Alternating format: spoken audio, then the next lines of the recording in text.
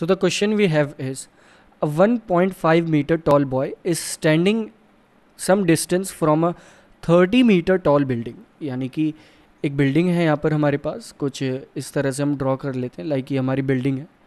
इस बिल्डिंग से 30 मीटर की डिस्टेंस पे एक 1.30 मीटर की ये बिल्डिंग है और 1.5 मीटर का एक बॉय यहाँ पर इस बिल्डिंग के सामने खड़ा है.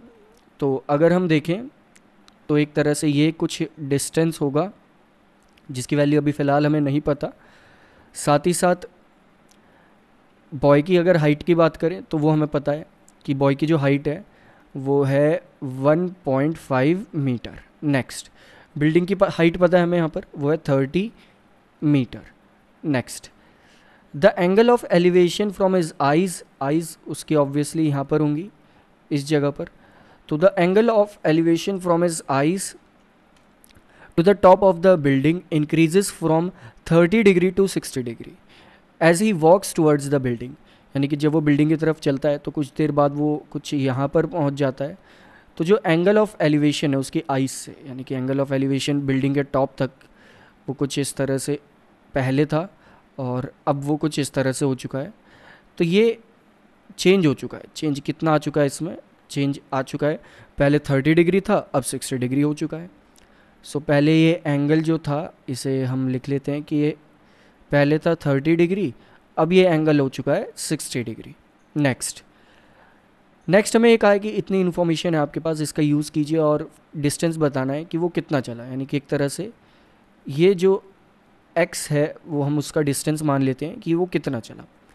सो स्टार्ट करते हैं. अगर हम यहाँ पर ट्रायंगल फॉर्म कर सके तो हम कौन कौन से कर सकते हैं? तो एक तरह से ये एक ट्रायंगल फॉर्म हो सकता है और इसे हम यहाँ से ही अटैच कर देंगे कुछ इस तरह से, लाइक दिस. तो ये एक ट्रायंगल फॉर्म हो चुका है. इस ट्रायंगल को मार्क कर लेते हैं कि ये ए है, बी, सी और ये पॉइंट हो गया डी. तो हमें एक तरह से बी डी कैलकुलेट करना है कि बी डी क्या है. नेक्स्ट, अब अगर हम कुछ पॉइंट्स और मार्क कर लें, लाइक दिस, डी के बिल्कुल नीचे, बी के बिल्कुल नीचे ई, सी के बिल्कुल नीचे एफ, और यहाँ एक लाइन ड्रॉ करें कुछ इस तरह से. एक लाइन यहाँ पर एक लाइट कलर में हम ड्रॉ कर लेते हैं लाइक दिस. यहाँ पर अगर एक हम लाइन ड्रॉ करते हैं तो हम यहाँ देखेंगे कि बी ई एफ सी एक रेक्टेंगल फॉर्म हो रहा है और ये अगर एक रेक्टेंगल है तो जो ई एफ होगा वो ही बी सी होगा. एक इन्फॉर्मेशन हमें यहाँ से ये मिलेगी कि बी सी जो होगा वो ई एफ होगा. लेकिन हमने ये रेक्टेंगल वाली लाइन्स क्यों ड्रॉ करी? क्योंकि बी ई जो होगा वो ही सी एफ होगा. बी ई जो होगा वो सी एफ के इक्वल होगा. अब बी ई तो 1.5 के इक्वल है तो सी एफ भी 1.5 के इक्वल ही होगा. नेक्स्ट, अब बिल्डिंग की हाइट तो है टोटल ए एफ की वैल्यू हमें गिवन है 30 मीटर्स. अब हमें डिस्टेंस बताना है. हमें बताना क्या है यहाँ पे? B D. सो हम उसे रेड से मार्क कर लेते हैं कि हमें कैलकुलेट क्या करना है यहाँ पर, बी डी की वैल्यू क्या आती है. सो स्टार्ट करते हैं. ये सारी हमें इन्फॉर्मेशन मिली इस क्वेश्चन के अकॉर्डिंग. सो अब हम यहाँ क्या करने वाले हैं? सबसे पहले अगर हम कुछ ट्रायंगल्स देखेंगे, ट्रायंगल में अगर हम देखें तो हमें हाइपोटेनस का यहाँ पर कुछ यूज़ नहीं करना. सो हाइपोटेनस जिस ट्रिग्नोमेट्रिक रेशियो में आती है उसका हम फिलहाल नहीं यूज़ करेंगे. नेक्स्ट, अगर हम देखें कि ए एफ तो हमें पता है, कि वो है 30 मीटर, लेकिन ए सी नहीं पता. और जो ट्रायंगल्स फॉर्म हो रहे हैं वो ए सी का यूज़ करके फॉर्म हो रहे हैं. तो ए सी यहाँ से हो जाएगा A F minus C F, और ए एफ सी एफ तो दोनों चीज़ पता है हमें. तो ये हो जाएगा 30 माइनस 1.5. तो ए सी यहाँ से आ जाएगा 28.5 सेंटीमीटर, और वीगन से इस जगह पे तो मीटर है, मीटर. सो ये हो गया हमारा ए सी. नेक्स्ट, इसका यूज़ करके हम पहले तो बी सी कैलकुलेट करेंगे फिर डी सी कैलकुलेट करेंगे. अब ऐसा क्यों करेंगे हम?